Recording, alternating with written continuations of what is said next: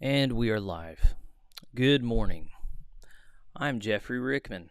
This is my channel, Plain Spoken. It's good to see you. This is the week of the convening conference of the Global Methodist Church. I'm flying by the seat of my pants, just barely keeping my head above water. Let's make sure that, I need to click a couple buttons. I always forget to click the buttons. Clickety-clack. All right. Now, I should be able to see chats on Facebook and YouTube. If y'all are on Facebook or YouTube, let me know who you are. Also, I should be live on Locals. So, good morning, Gabe. Good morning, Tim. I think I also missed someone right at the beginning. George from Tennessee. Good morning from Greenville, he says. Good morning, D. Yes, today is a milestone day for me. I am 40 years old this day. It's an auspicious day. It's a Monday. It's actually not auspicious at all. It's just a normal day. And I'm now officially middle-aged, and it's time for midlife crisis. Who knows what I'm going to do? Good morning, Jen and Evie. Just had a wonderful worship with some friends this morning. I just love the life that I've got. I had my brother Joseph come worship with me for the first time with his daughter Gabriella. We've got just about a quarter of my main church left recently, but the ones that are left are young and are having children, and it's just wonderful to have our kids worshiping together, learning how to fear the Lord together alongside their parents and siblings. Yes, birthday. I'm actually not big on birthdays. My kids are so excited about it. They've been working on these cards and gifts for me, and I don't. Kids make you care about things you don't want to care about. So anyway, today's birthday present for me is going to be talking with Bishop Scott Jones later today.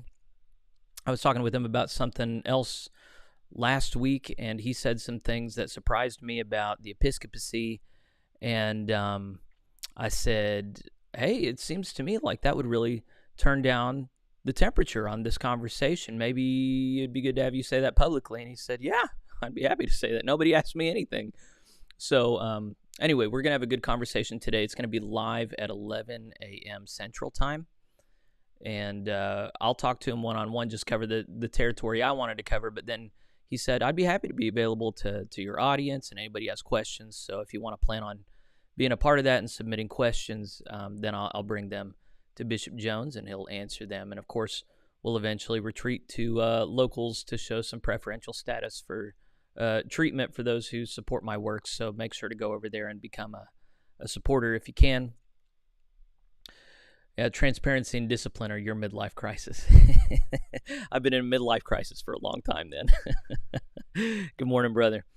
So anyway, it should be a good conversation with Bishop Jones. I know that, everybody's got their own opinions, and we're at the place where people are like digging in their heels right now. But I want to be a person who continues to speak even when people are dug in, so that we can figure out who's actually open and who's not. I'm hoping that over time, as we continue to have worthy and hard conversations, we just start to see who the people are in their echo chamber that just can't hear anything they don't want to hear, and then who the people are who can critically engage and thoughtfully think through stuff. And I'd like to think I'm one of those, but this is surely going to expose some weak points I have or blind spots that I have.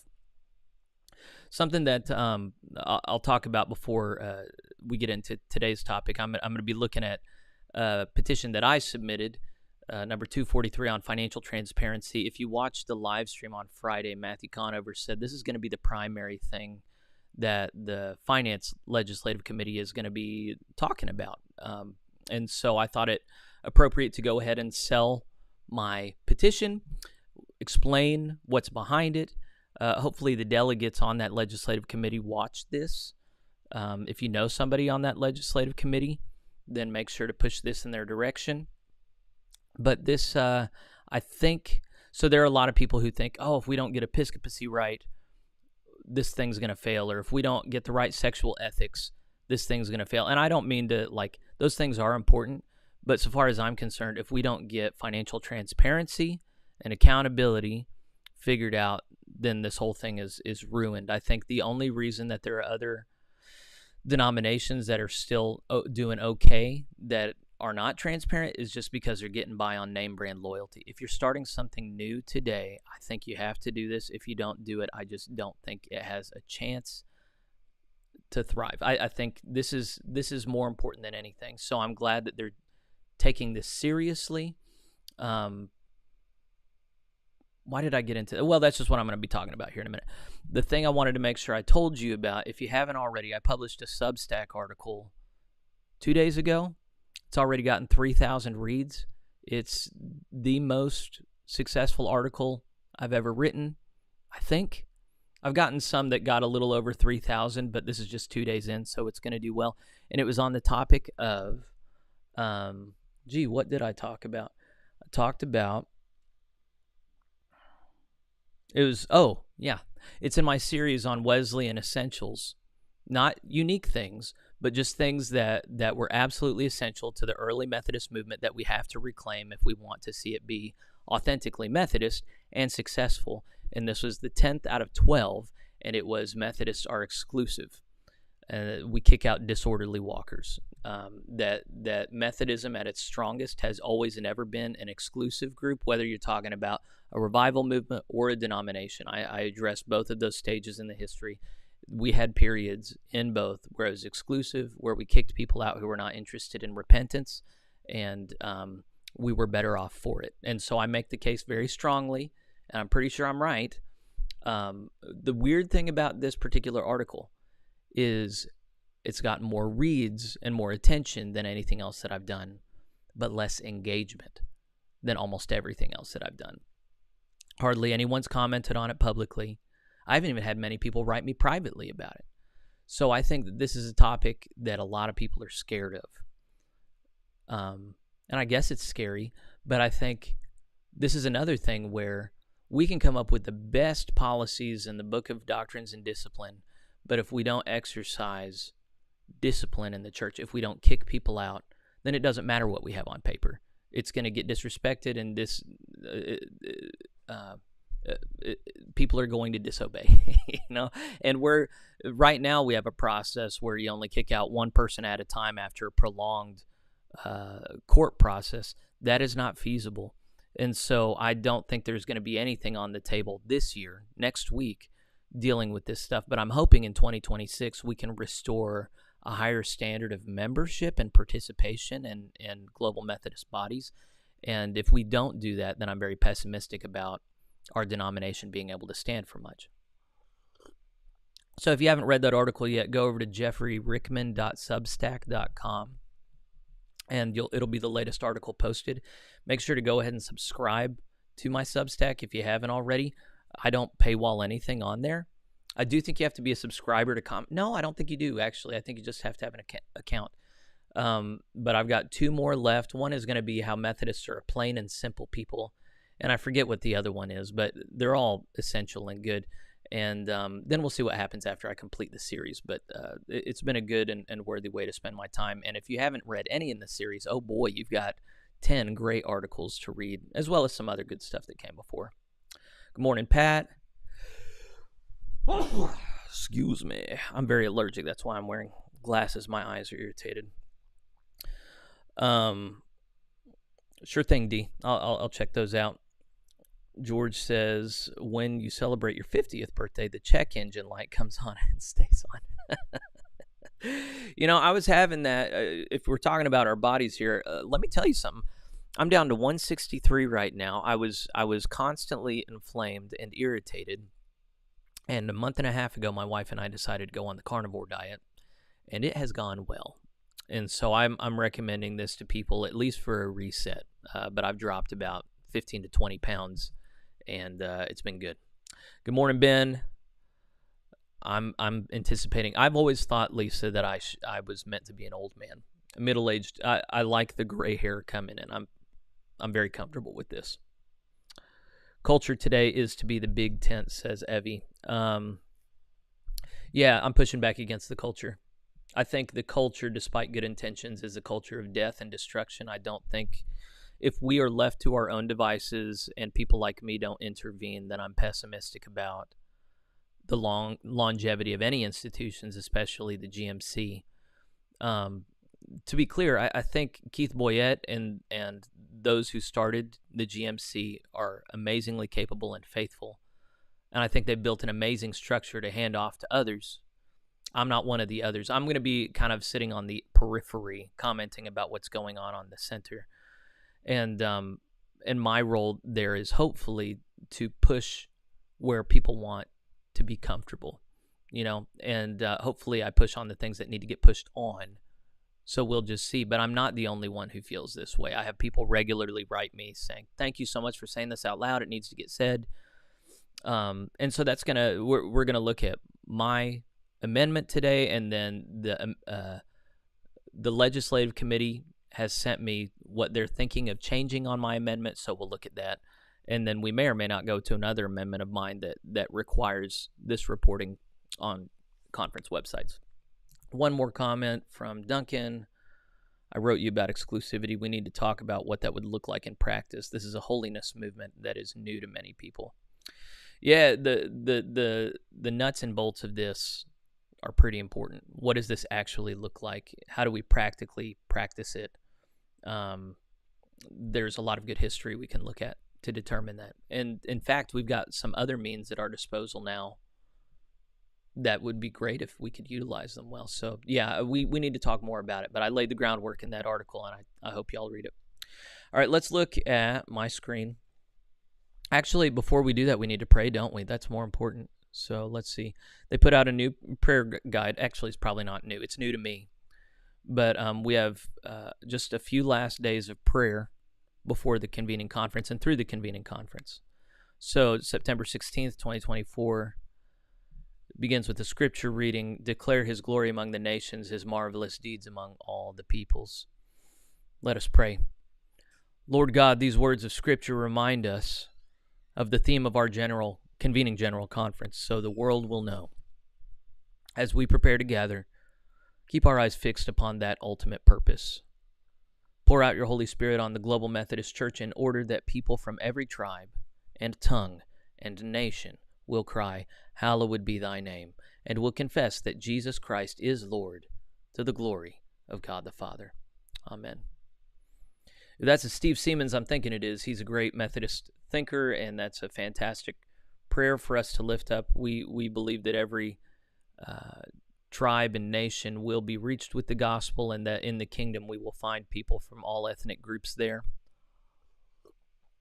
Of course, the General Conference in the United Methodist Church was marked by all kinds of manipulation and elevating the North American voice over all others. The unfortunate announcement last week was that despite the best intentions and hard work of Beth Ann Cook and her whole team, there's still a few African delegates that are not going to be able to make it. And so they're going to be using technology to the best of their ability to include those voices and include them in that work. And hopefully we'll get better at this over time so that there can be full participation. But the one of the main things that I and many others are going to be looking at is, are the Americans going to take over again in the GMC, or are we going to do a better job sharing and paying attention to voices that are not American, going at a pace and creating a process that is more transparent to these folks? I'm inclined to be hopeful. Tom Lambrecht, John Lomperis are behind the scenes putting a lot of this together, and they've seen the frustration from the inside of the United Methodist General Conference. And I believe they're men of integrity that are going to structure this right. So, as we're saying this prayer, that God's glory would be declared among the nations, I find a lot of reason to be optimistic about that. Let's look at Tennessee Bigfoot. What key signal are you looking for that demonstrates the General Conference did its job? So my standards are low for this General Conference. If they can cover all the petitions by the end of the week, if they can include all the voices of international delegates, I'm going to be happy. No matter what conclusions they reach, I'm going to be happy, because 2026 is going to be the real deal. 2024 is establishing a process that everybody has their stamp of approval on. Up until now, it's been a transitional book of doctrines and discipline put together by the Transitional Leadership Council, which is not representative of the body. It's just persons that were put in place by the people in charge. So far, it's just been an oligopoly of benevolent oligarchs. I'm not casting aspersions at them. I'm appreciative of them. Even so, they're not operating with the stamp of approval of the body. So right now, this next week, we're just going to be creating a document that we can all stand behind. Even though they're not allowing us to talk about a good portion of it, I'm choosing not to get upset about that. Whatever. 2026 is where it really matters. 2026, a plan is something you deviate from. 2024, we're creating a plan that hopefully we hold loosely. So we picked the wrong Episcopal plan. I don't care. My financial transparency stuff doesn't get adopted. It's not the end of the world. 2026 it might be. 2026 is whenever I'm going to really have a lot on the line. I'm going to spend a lot more time promoting different things and trying to lay the groundwork for a lot of stuff, because I want to see the GMC do well. I want to see not just the form, but the power of righteousness. I want to see Methodism reclaimed. And I don't think that's on the line for this next year. We haven't even had all the Methodists abroad come in yet. We're still getting folks filtered out where they need to go, come from to get to us. 2026 is where it really matters. So I would encourage everybody to relax about this week, be optimistic and happy that we can just come together and get some basic work done.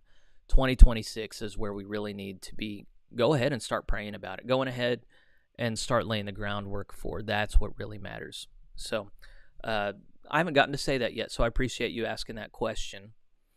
Duncan is saying, I really hope that they don't put much in stone next week. A lot of the pre-work has not been done to allow for public vetting and comment. That's true. Yeah, I'm actually going to put out a thing later today, probably tomorrow, saying we shouldn't do bishops for another 2 years. They weren't able to do a proper vetting process. A lot of people don't know this. They just looked at 2-page descriptors of each person and voted from that, and voted to exclude 5 people based on that and include the rest. But that is not a vetting process. Things are going too fast with bishops. So that's going to be one of the questions I ask Bishop Jones later today is, if we don't have bishops in the U.S. for another 2 more years, is that going to kill you? Is that going to break your back? Are you going to be okay? So if you're interested in the answer to that question, you should join in. Yeah, culture and the spirit definitely need to be established. And I both agree. I assume many of you do. All right, so now we're in a position to look at my petition. And from the very beginning, I had somebody call me and correct me on my language here because it's unnecessarily offensive. And let me just say, when I offend people, it's on purpose. Because, it's usually on purpose. I'm not going to say it's always on purpose. It's usually on purpose because I think it's something that people need to think about more than they are.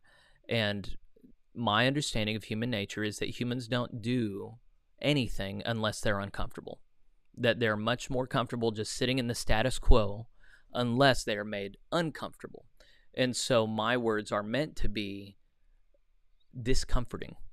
So in my article that I published on Saturday, I say some words that are pretty judgmental of those in leadership. And I had a GMC friend comment and say, hey man, it was a private message. He says, you can say the same thing without being quite this offensive. And I know this, but I'm doing it so that people listen better. So I start right off with the rationale. Filthy lucre and love of money has always plagued the church. If you don't know filthy lucre, that's a term used in the King James when warning about love of money and people who are in ministry for getting rich rather than serving the Lord. So these have always plagued the church. This petition seeks to reduce the temptation of those in authority to use money in ways that are self-serving or otherwise not in keeping with the wishes of the denomination. Requiring leadership to transparently report all finances will functionally remove all suspicion of impropriety from those in leadership. It will also obviously expose fraud or irresponsible handling of money much more easily than an audit process after the fact. So before we get into the nitty-gritty of how I did that, there's the broad scope. I mean, like, even if I crafted something stupid, and I know last week I gave credit to Ruth my co-author for crafting this one, and she got back to me and said, Ruth Blake, she said, I didn't do this one. You did this one. I don't remember who did it. It might have I remember writing this rationale. I know I did that. So if I wrote it, then odds are it's going to have some stupid stuff in it that's not sufficient for what the rationale is. So hopefully the legislative committee looks at that and adds what needs to be added. But here's the thing. All the time it happens. The annual conferences in the United Methodist Church obscure what money is coming in and where it's going out. In the Oklahoma annual conference where I was, they were not performing monthly reconciliations for over a year until someone had to get fired. And then they swept it all under the rug, and they couldn't reconstruct a lot of the finances, what came in, where it went, when they tried to audit things. This is not publicly known, by the way. This is people on the inside telling me this stuff. I almost got fired for this. If you haven't heard my accounting of that, you can search on YouTube, encounter with the United Methodist bishop, or confrontation with the United Methodist. I described the whole thing where I almost got fired. But here's the thing. They all the time take in money that's supposed to be designated and don't designate it the way they're supposed to. They could not figure out designated funds in Oklahoma and reconstruct that. They end up putting a lot of that in a pot.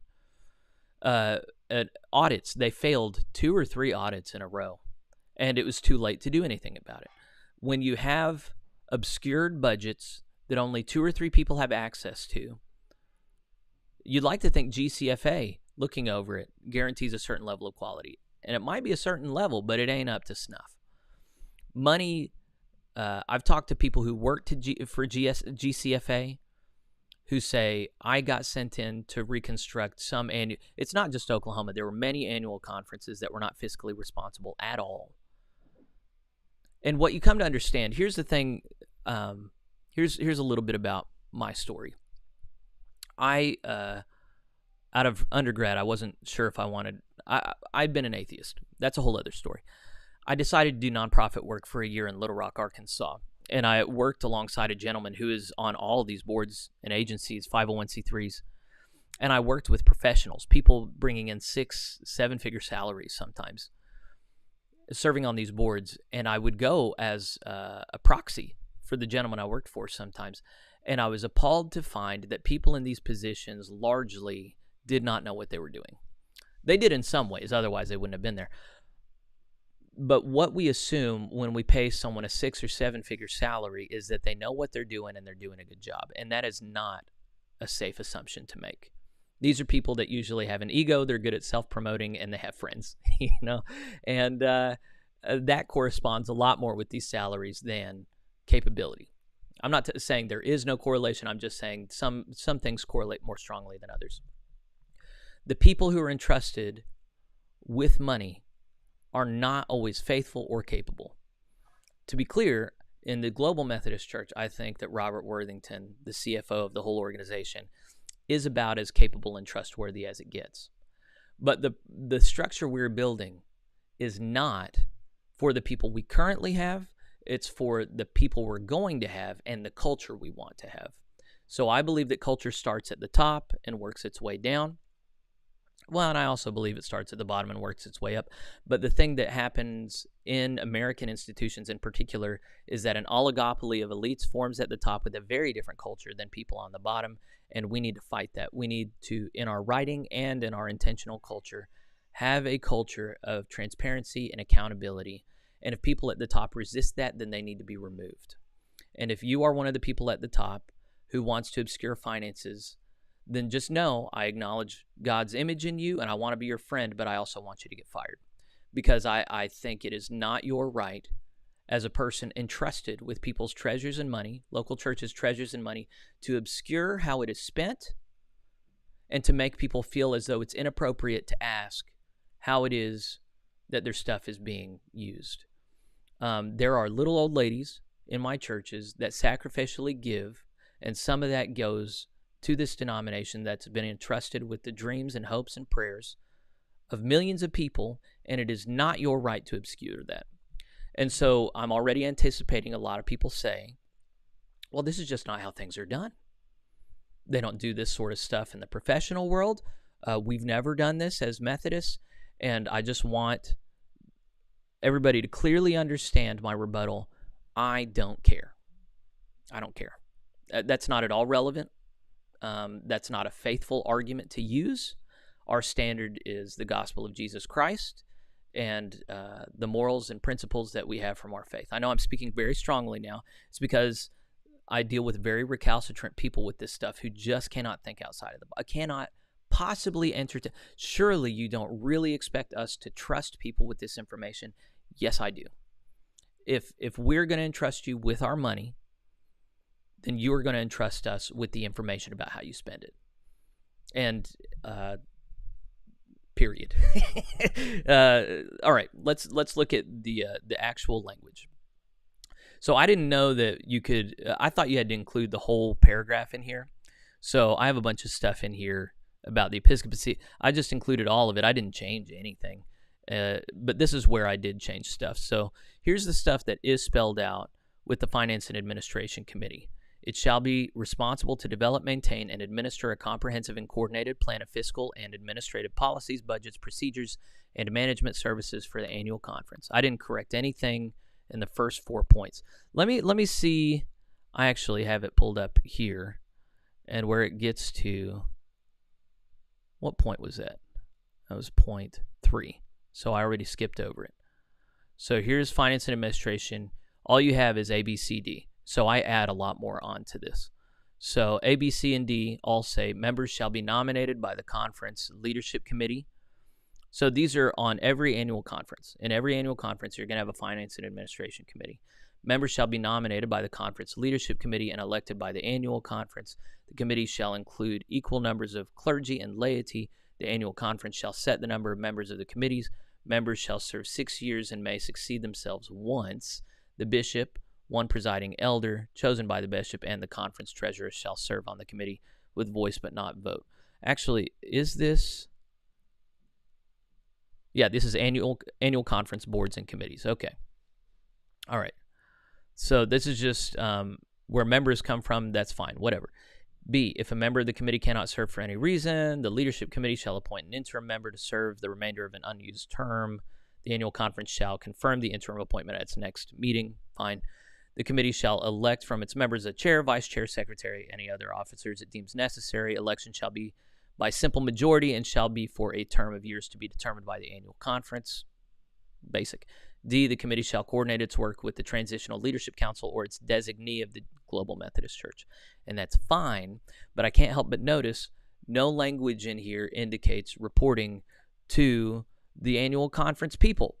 This is all very broad. It has to do with constituency. I think one would rightly get the impression that you just put these people in their position and they get to do their work however they want. And I wanted to be a little more restrictive about this. I want to have some cultural norms about how we handle money throughout the connection. And there wasn't any language that I could find that dealt with it on a general church level. Now the TLC is proposing some language there, and I hope this gets cross-applied there. But this is we're about to get to the language that these were. What is with any language, legislative language you have, you don't want to have big, broad stuff that can be interpreted. You want to have specific benchmarks that you can look to and say they are faithfully doing this or they are not faithfully doing this, and that there isn't much gray area. So that was my intention as I went through this. So here's the new stuff that I wrote. I think I wrote it. All financial requests to be included in the annual budget of the annual conference shall be submitted to the Finance and Administration Committee. The Finance and Administration Committee shall compile annually a complete budget for the annual conference and submit it to the assembled conference for review and adoption. So this is just guaranteeing that all of the money is moved in the sight of everybody. They're not making these decisions privately without going through the annual conference. The Finance and Administration Committee shall be charged with responsibility for developing and implementing plans that will raise sufficient income to meet the budget adopted by the assembled annual conference budget. It shall administer the funds received according to the instructions from the annual conference by guiding the treasurers and financial secretaries of the annual conference. So I think I authored this sort of, and then Ruth Blake made it sound more professional. I think that's what happened because my brain don't work like this. So this is just saying it has to be done out in front of everybody with everybody's approval on an annual basis at the assembled body of annual conference. That was not in the writing before. And that the money has to be spent exactly how it was intended. You can't call an audible halfway through. It will say in a bit what to do if demands change. F, the Finance and Administration Committee shall establish written financial policies to document the internal controls of the annual conference. The written financial policies should be reviewed for adequacy and effectiveness annually by the Finance and Administration Committee and submitted as a report to the annual conference annually. So this is to combat insular bodies thinking that they can move money however they want. This is something that was seen in Oklahoma. And it's not just with undesignated money. Sure, sometimes there's money that is undesignated and you can say, hey, there's a need here, let's put it here. But there are a lot of times where you're not quite sure how the money was designated, but it's sitting there, and here's an immediate need. Or it was designated for one thing, but conditions have changed, so now we're going to use it for another thing. I think that's in bad, not just in bad taste, I think that betrays trust. So I can't say how frequently that happens in the UMC. I just know it does happen. And nobody knows it because they don't report on these things transparently.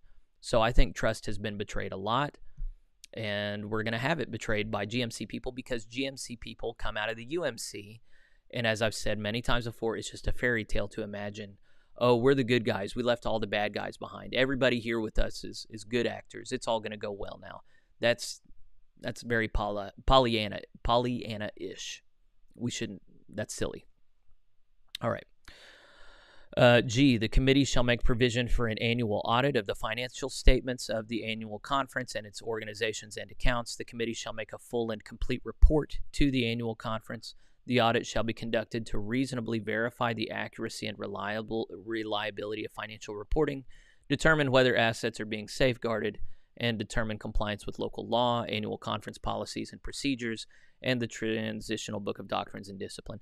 The audit shall be performed by an audit committee composed of persons unrelated to the persons listed in item above, in A above, or by an independent certified public accountant, accounting firm, or equivalent.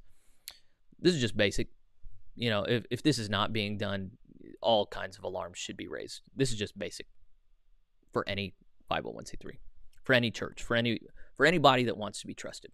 H, the committee shall recommend to the annual conference proper depositories for the annual conference funds. Funds received shall be deposited promptly into these depositories. So it happens sometimes that monies are given and then not processed quickly. That's very unprofessional. Process them quickly.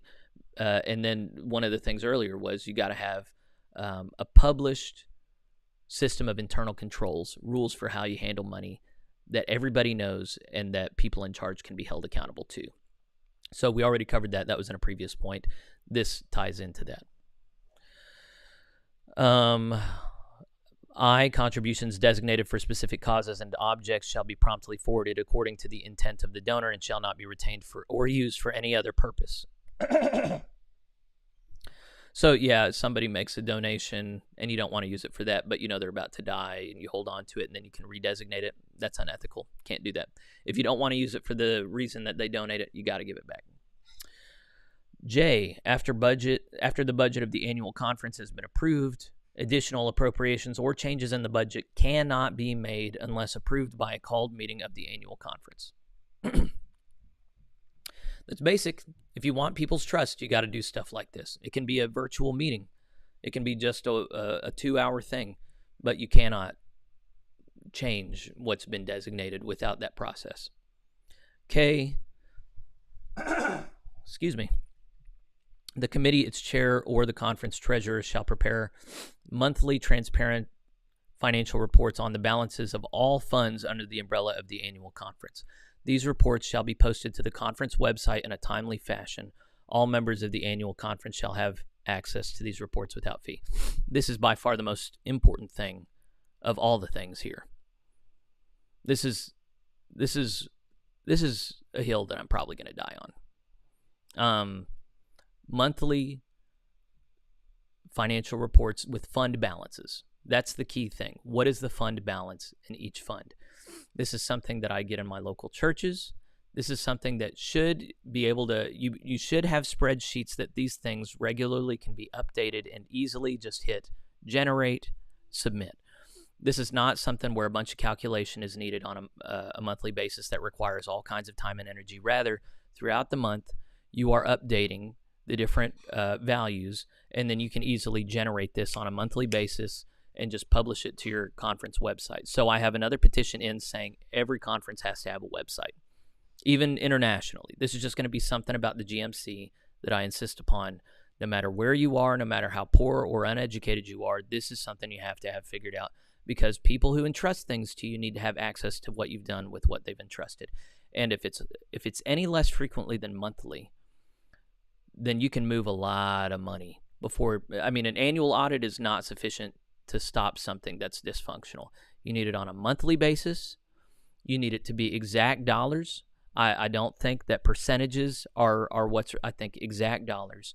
Here's how much is coming in. Here's how much is going out. Here's where each fund sits. There is no reason why this is too complicated to be done. It doesn't require a lot of money. It doesn't require a lot of effort. It just requires that you stay on top of your job over the month. And every conference is either going to have their own or going to share a paid full-time person that's responsible for this. This is not an unreasonable request. This is practical. It's common sense. The only reason we don't do it is because worldly powers have convinced people that they are not entitled to this information. Worldly powers don't like being kept in check by people. They've tried to convince people that they don't know what they're doing, that experts are in charge and you need to trust them. That is not acceptable. I do not want it to be acceptable in the GMC. There's been too much betrayal of trust on the part of religious institutions around money. We should not trust one another. I don't think Robert Worthington, and he can speak for himself, but I don't think that he's at all threatened by something like this. I know a lot of our treasurers are, but I would question whether or not they have good reason for that. So there are some additional things that I'm wanting to change here, but I'm going to look at comments for a couple minutes, and then we're going to come back to this and cover the rest of the changes. D says, I think I finally understand the point of petitions. It is to alert delegates of a ground level concern in a formal way. I now wish I would have submitted some petitions myself. It was not fun to put together, but yeah, I think that is one way of seeing it that's helpful. Same goes for local church finances, correct? I think so. I don't remember if I submitted anything about local church finances, but I knew that the higher level stuff was the most important. But yeah, all of these principles should undergird finance on the general church level, on the annual conference level, on the local church level. If your local church is not able to publish monthly financials, then y'all need to work on that. I know it's hard. A lot of people don't have a full-time person aimed at this. It's volunteer work. It's still very important.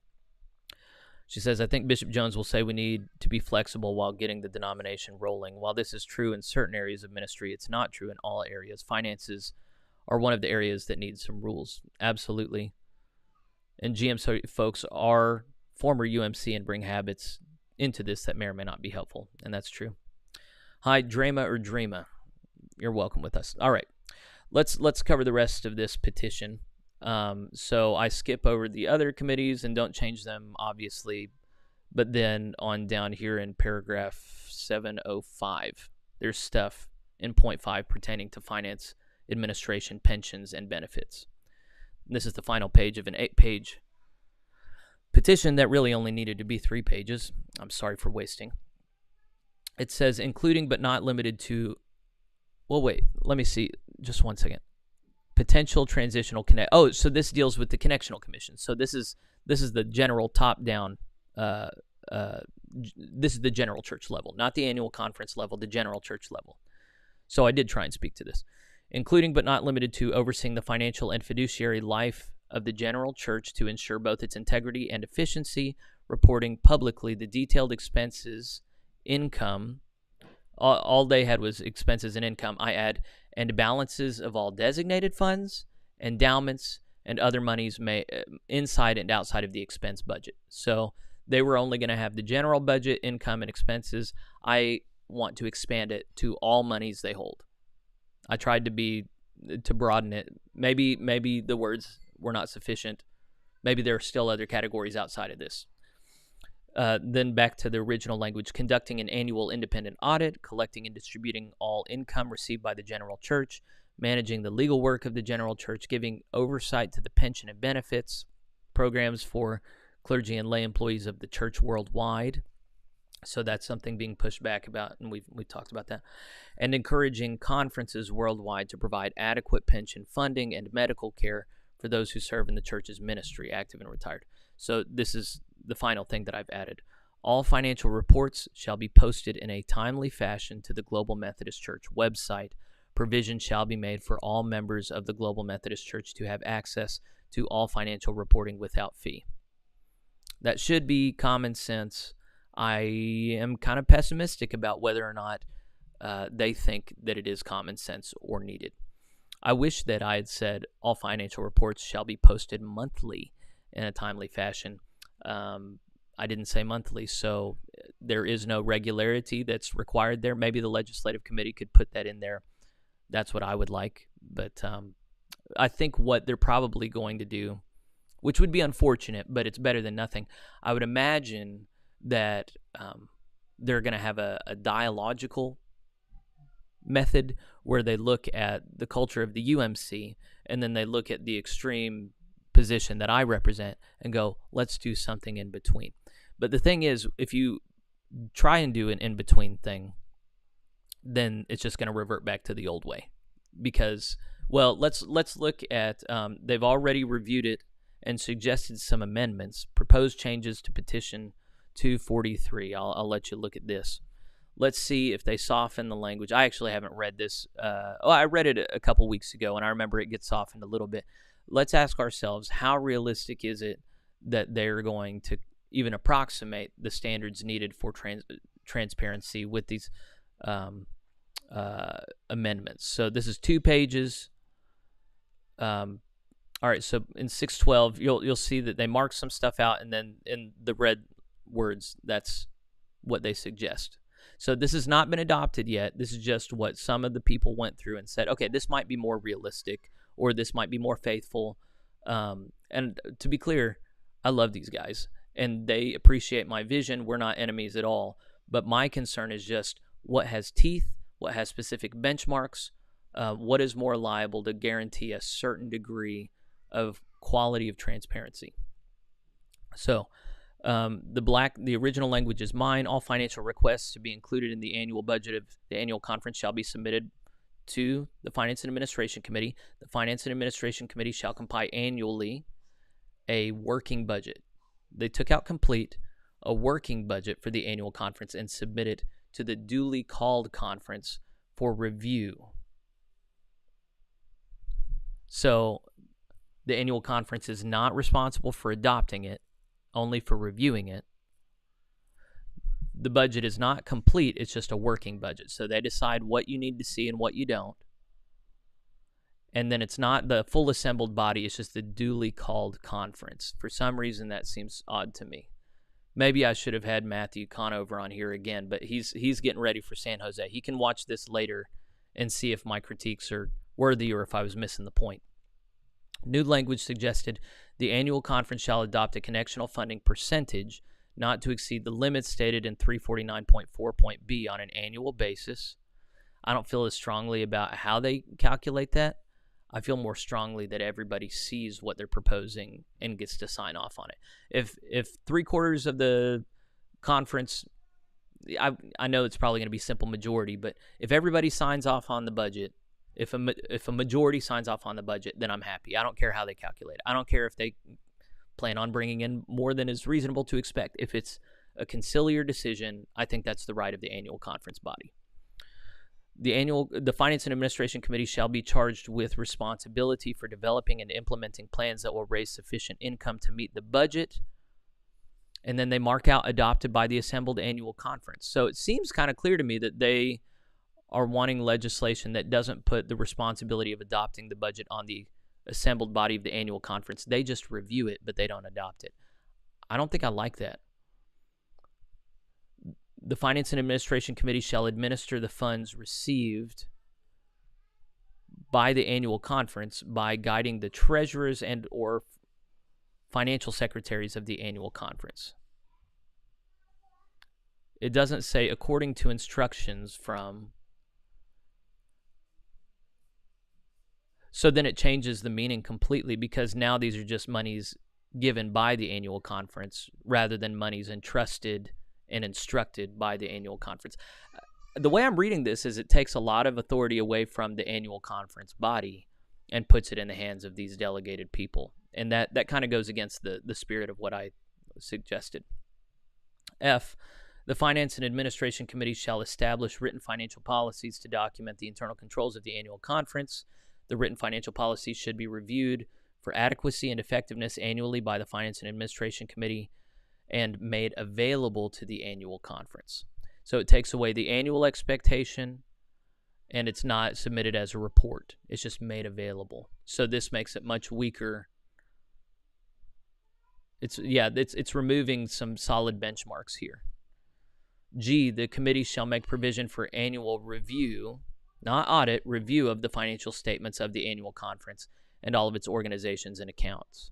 The committee shall make a full and complete report available. They just add available, not available to the annual conference. So how they do that, not at all stipulated. The review shall be conducted to reasonably verify the accuracy and reliability of financial reporting, determine whether assets are being safeguarded, and determine compliance with local law, annual conference policies and procedures, and the Book of Doctrines and Discipline. The review shall be performed by a committee composed of persons unrelated to the persons listed in item 612.3.a or by an independent certified public accountant. So it's good that they retain these people who are reviewing it. I don't know why they're uncomfortable with the word audit. It seems to me that an annual audit is in order, and it seems to me that it should be submitted as a report rather than made just available.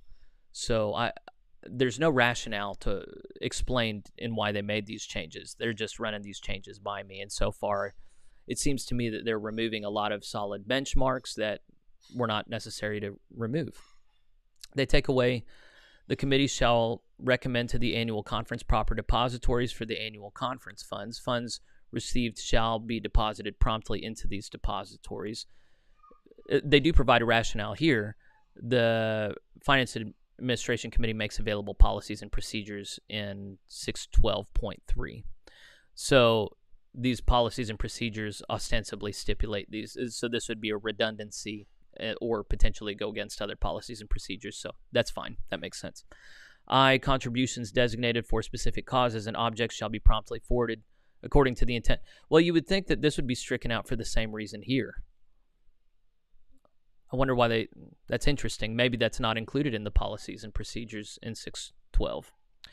They mark out 7, after the budget of the annual conference has been approved, additional appropriations or changes in the budget cannot be made unless approved by a called meeting of the annual conference. The rationale here is, if a complete budget is approved by the annual conference, this can be accomplished within the standing rules of the annual conference. Well, I'm sure it can be, but the whole point here is that annual conferences are not coming up with their own standards, but that there's a certain level of transparency that is just expected from conference to conference. So I would question whether or not that's right to strike out. K, here's all we've got left. If you're getting tired of going through this, we got 2 more left. The committee, its chair, or the conference treasurer shall prepare monthly transparent financial reports on the balances of all funds under the umbrella of the annual conference. These reports shall be, they mark out, posted on the conference website, and they say made available in a timely fashion. And then they mark out all members of the annual conference shall have access to these reports, but then they keep without fee. So they mark out the period here, made available in a timely fashion without fee. So the centerpiece of my legislation here is retained, and I'm happy about this. I assume they marked out posted to the conference website because they were thinking of international context where this is going to be harder for the people in charge. I still think it should stay. I just think it should be a bigger priority for even poor places. I just think that you have to nowadays. And I don't know why it wouldn't make clear that all members of the annual conference shall have access to these reports. Is there a good reason to take that out? See, when you say made available, it doesn't answer the question to whom. And that's a problem. Because my whole thing is that everybody who is giving money should have access to the knowledge of how that money is being spent. And it seems to me that this could potentially undo that. So maybe the centerpiece of my legislation doesn't stand because, heck, it'll be made available, but only 2 or 3 people can see it. That's not okay. No, it needs to be made available. Anyone in the legislative committee on finance, I would really push you to maintain that language of all members of the annual conference, at the least all clergy of the annual conference. But it's not the clergy who are given the money, it's the people. The people need to know how their money is spent. That's how trust is gained and earned and retained. If you don't do that, you have no right to expect our money. Paragraph 705.5, finance and administration, pension and benefits. This is the general church level now, including but not limited to overseeing the financial fiduciary life. I'm going to skip down and just see, it's the last couple of sentences. All financial reports shall be translated, that's good, and made available, not posted, in a timely fashion on the Global Methodist Church website. Oh, they maintain that website. That's good. Because we have more means at the top. That's great. Provision shall be made for all financial reporting to be accessible without fee. Again, same problem. To whom? To whom is it going to be made accessible? To everybody? It takes out all members of the GMC. Okay. And I've already said what's wrong with that. I feel like I've done a sufficient job explaining my rationale for this, as well as all of my concerns with the amendments. I'm going to restate. Matthew Conover and everybody else on that committee, I appreciate your work. God bless you. Thank you for taking my words and thoughts seriously. If anything I submitted there in writing didn't make sense to you, I hope it does now. I hope you guys will follow up with me if anything is still unclear. And heck, I'm just so clear that this is the right way. If you understand something that I don't, that I clearly don't, or that you suspect I don't, you can follow up with me privately at plainspokenpod@gmail.com, all one word. You can call me, but I'm not going to put out my phone number right here. I need to understand these things because I'm going to be a one-trick pony on this thing. I'm going to over and over. You can tell I'm just very clear about it, and it's to the point. Let me be clear. If in 2026, if we make a different decision in 2024 next week, whatever, I'm fine. But if in 2026 we make a decision that we're not going to allow people who give money to the GMC to see how it's spent, and that we're going to put people in positions where they don't have to report to the people or show their work, then that's something that I'm willing to leave over, and that's something that I'm willing to urge other people to leave over, because I think that's bad faith. I think that betrays covenant trust. And so if there's some reason why I'm wrong, then I need to be made to understand this. And just so you know, threats from people in authority saying that they're going to target me or be mean to me, that makes me more committed to this. So don't even try that. Just meet my arguments with integrity. Don't attack my person. Don't feel personally affronted. That doesn't help anybody. Just deal with the argument on its merits. And once again, if you're going to come with, this is not how other people do it, I don't care. My kids are at the stage, oh, so-and-so's mom doesn't make them do this. I don't care. This is my household. And in this case, with the GMC, this is God's household. And he requires that people to whom much is given, much are required. And so this is not an unfair expectation. This is base level trust earning and retaining. Sorry for pointing. I get a little passionate. So thank you, Jason. I appreciate you, brother. Sunday, Monday, and Tuesday are always the first to go when there's a lack of capacity and lack of conviction. Is SM&T Sunday, Monday, Tuesday? What else would that be? All right. Transparency. Trust. SM&T. I'm not smart enough to figure that out. But yeah, when there's a lack of capacity or lack of conviction, are always the first to go when there's a lack of capacity. SM&T. I am so stupid this morning. I have no idea what you're talking about. D says, amen. We must have transparency to all levels going forward. I try and cut this thing off at 8:30 So I'm going to spend just a couple minutes with locals people. If you want to be a part of that, you're about to see that screen with the link here. I'll see you over there in just a second.